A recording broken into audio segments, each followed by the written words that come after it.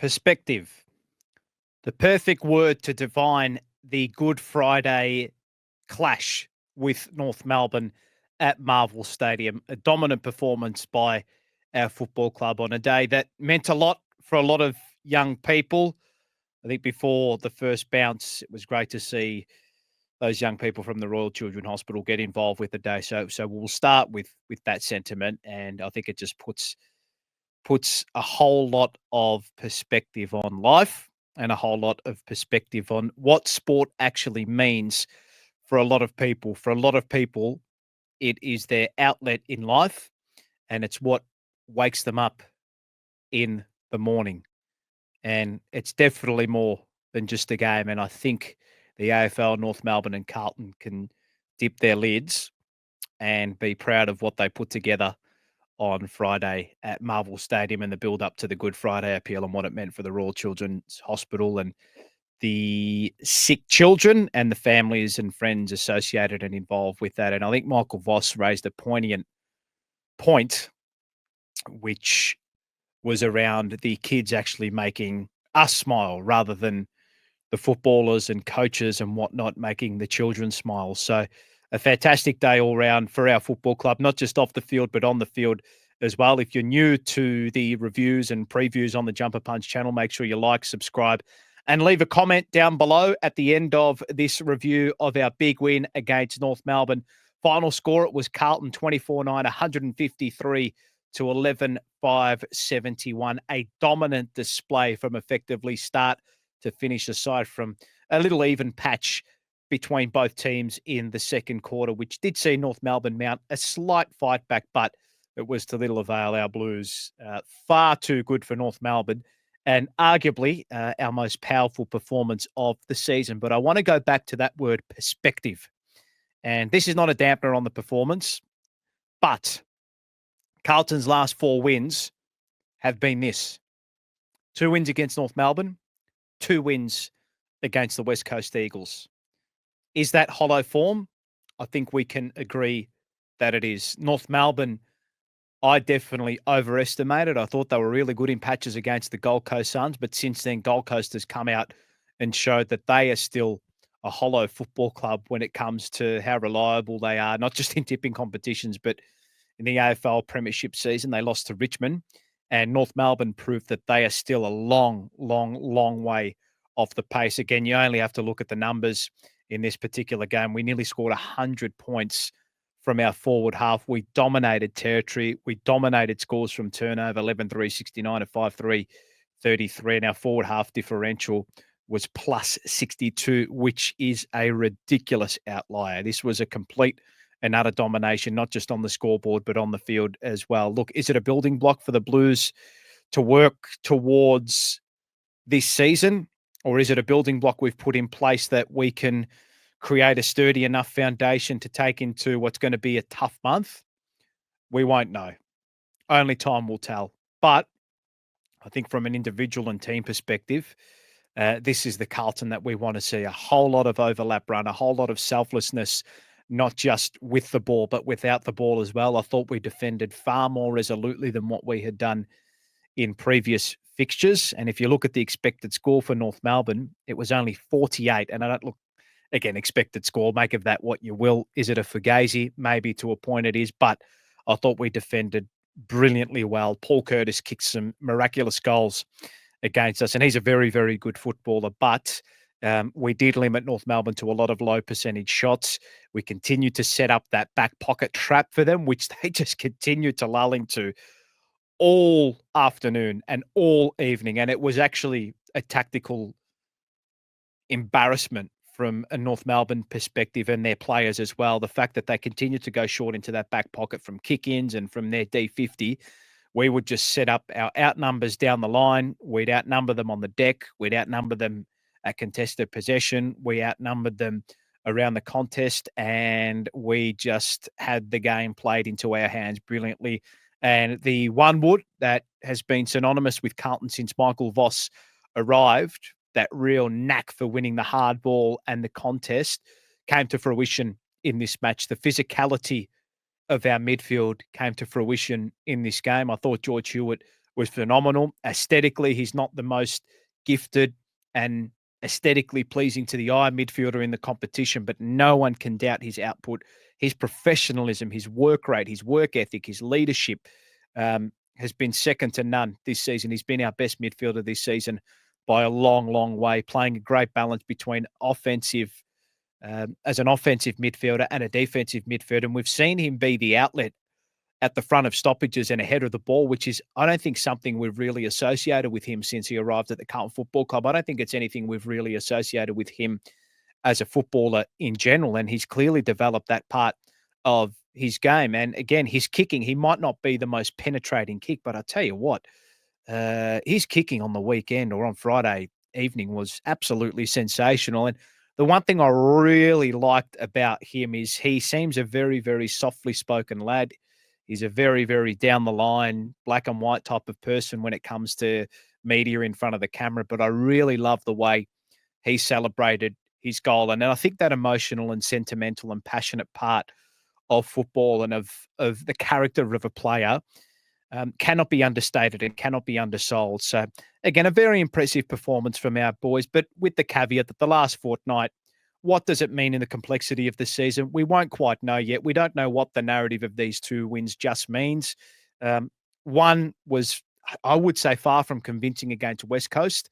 This one was the most convincing performance of 2025. Whether or not that is because the opposition allows you to move the ball the way in which we did, I was really disappointed in the way North Melbourne came out and approached this game. We moved the ball at will. We absolutely obliterated them at the contest. We obliterated them on the outside. I really was pleased with the way Charlie Curnow played, and I'll get into individuals momentarily, but you could see there was a lot of selflessness from the group littered throughout the game, which I thought was absolutely fantastic. And I wanted to also note um, just the time on ground of a lot of our players, which I found fascinating.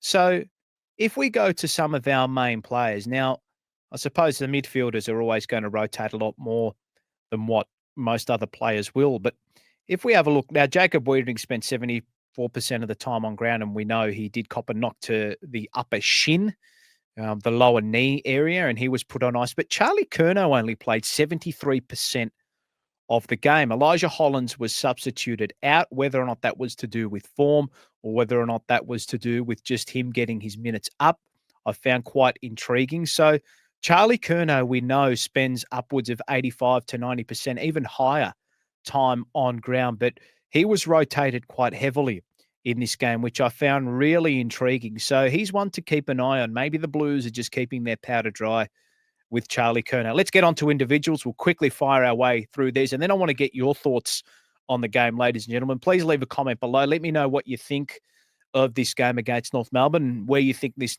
next fortnight or this fortnight that has just gone by sets us up coming into this game against Geelong, which, of course, we will chat about on the Jumper Punch on Tuesday night. So George Hewitt, highest rated player on the ground, and he was the Marvel superhero player of the game. And we don't really associate George Hewitt as being a player of the game. He will get the 3 Brownlow votes in this contest. He was sensational. 6 inside 50s, 417 metres gained, 82% disposal efficiency, but that stat can sometimes be overinflated. He touched the ball 34 times, kicked a great goal as well. And he just continues to churn out performance after performance after performance. And they made a judgment call on Matt Kennedy and him. And look, Matt Kennedy, there was still a spot available for him in the squad, but Michael Voss made it clear to him where his position was on the list. And George Hewitt is clearly ahead of him as a midfielder. And the output we've seen from Hewitt so far this season, I think, well and truly shows that. Absolutely no doubt about it. So very, very impressed with the way that George Hewitt performed in this particular fixture. Jesse Motlop, look, did he stat pad in the last quarter? Maybe he got his stats right up when the game was done and dusted, but it was good to see him get some reward for effort. Still want to see a little bit more from him when the game's really on the line, but he was harassing, he was chasing. Sammy Walsh was good. Again, Adam Chera, don't want to harp on too much about them. They've churned out games so far this season where they've been probably at a 7 to 7.5 out of 10 level. Both were good. Matt Cottrell I think his performances have been undersold this season. He's a beautiful user of the ball going inside forward 50. He's going to be an important player for us from that mid to half forward to full forward link up. And his running power and even his defensive acts, I think, are something that are undersold. He was really, really good. Tom DeConing definitely got one back on Tristan Xerri.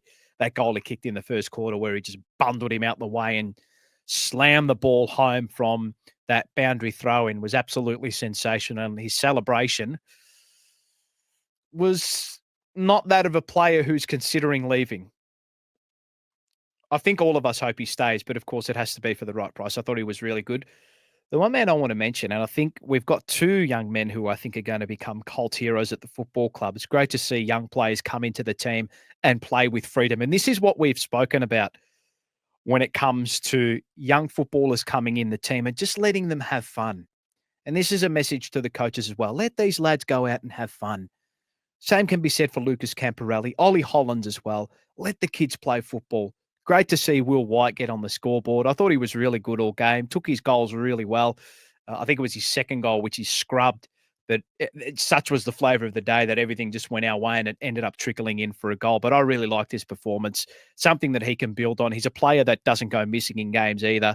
And I really liked his performance. I thought he was really good. Zach Williams was the beneficiary of some good forward work by our talls, got in on the act when we were really getting on top and took his goals really well. And that's what I want to see from Zach Williams. There was a moment too where he shifted down to the back line. I think it was when Wiedering came off. There were a few moves made on the puzzle board in order to fit Zach Williams back there with Jacob Wiedering going off. But I think Zach Williams, he's just got to be a pure forward now for us moving forward into the rest of the season. Lewis Young, again, what you see is what you get with him. I thought this was arguably his best game for the club. He was involved. He had 17 touches, did a lot of selfless things on the ground to set up that goal. I think it was for Patrick Cripps, that left foot snap where he kept the ball in play, Lewis Young, and then he tapped the ball to the advantage and he kept the chain going. And that's the desperation we want to see. Charlie Curnow, really good game from him.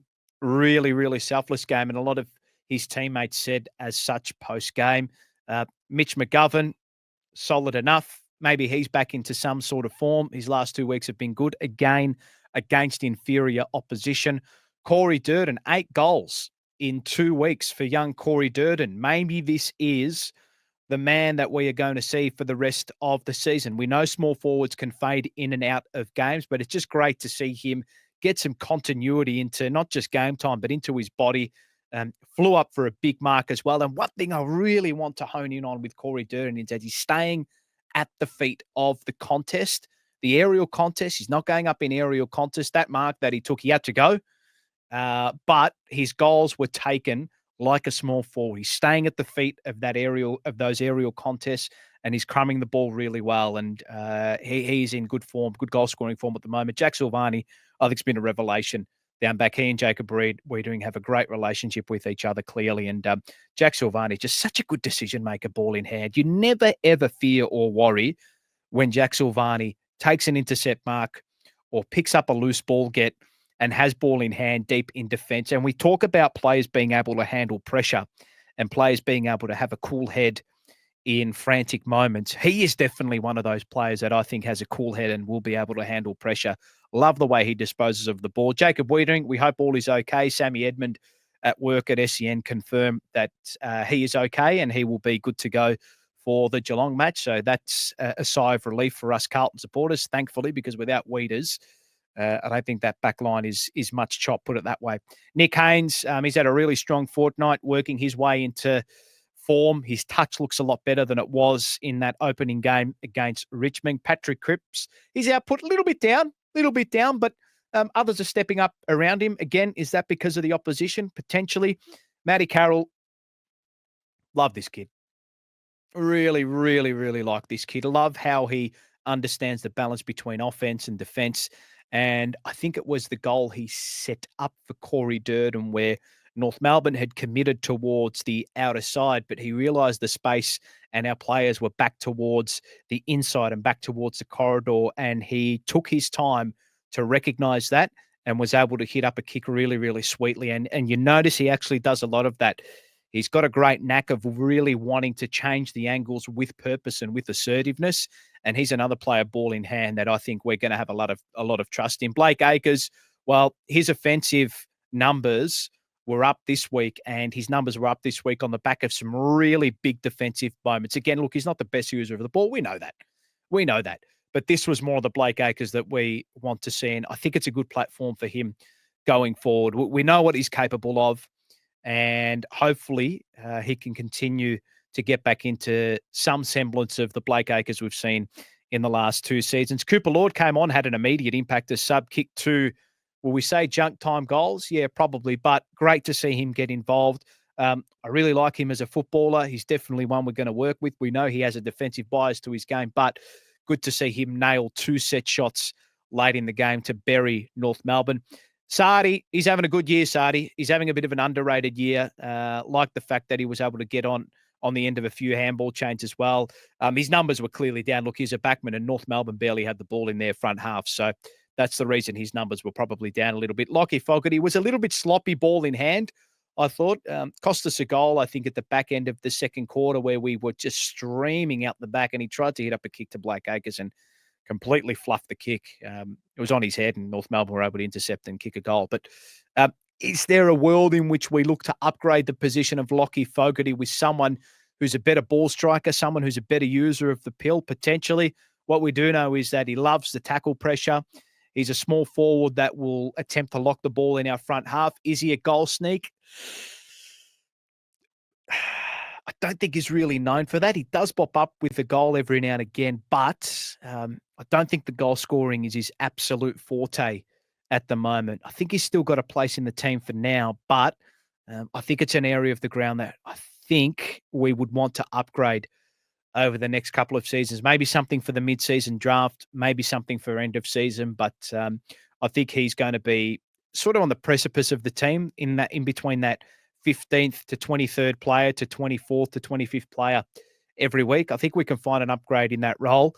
And then Elijah and Ollie Hollands. Elijah was substituted out of the game. He had the 14 disposals, or rather the 10 disposals, still working his way back, obviously, to full AFL fitness. But the fact that he was substituted off, not with injury, maybe it was managed minutes, or maybe it was based on form. Didn't really seem to get a hell of a lot involved in the game, but we know how good a player he is when he is up and going, and hopefully he is better for the run. I would doubt that they drop him, just given he is another link in the chain, similar to what Matt Cottrell does at roaming across that half-forward line. And we did see Elijah Hollands go through the midfield as well at various moments of that particular game, which I find intriguing. And if you just have a look at his percentage centre bounce attendances, I think it was 3%. So he did spend one or two or a handful of times in at the centre bounce. So that's definitely a lever that Michael Voss and the midfield team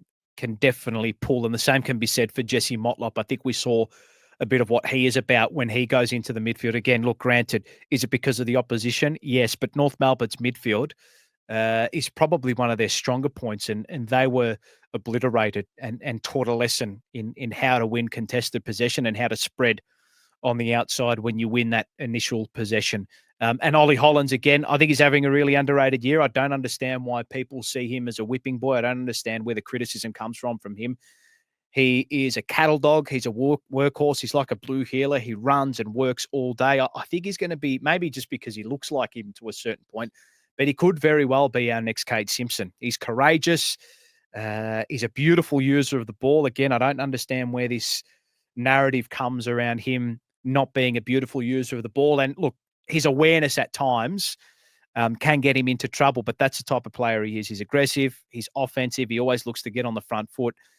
He did slip a few times, which frustrated me in the night or during the evening of that particular fixture, but maybe a set of new stops for him against Geelong is going to be in order. Looking forward to the game against Geelong on Sunday afternoon at the MCG. And we did say a couple of days ago before this match was played that wanted to win this game really well and wanted to win our previous 2 games against West Coast and North Melbourne, just so we could get a bit of winning momentum into this game on Sunday afternoon against Geelong. It's a home game now. People have got a reason to go. It's a Sunday afternoon. Everybody will be having, well, hopefully everybody's got the day off and can get there. And the crowd is a big edge and a big factor for this team. So hopefully we can get 85 to 90,000 at the game, Anzac Day weekend. And the crowd is going to play a percentage factor in whether or not we win this particular football match against Geelong. I'll have a preview of the Geelong game up a little bit later in the week. Hopefully everybody's had a fantastic Easter weekend, a very happy Easter to all of you here from us on the Jumper Punch channel.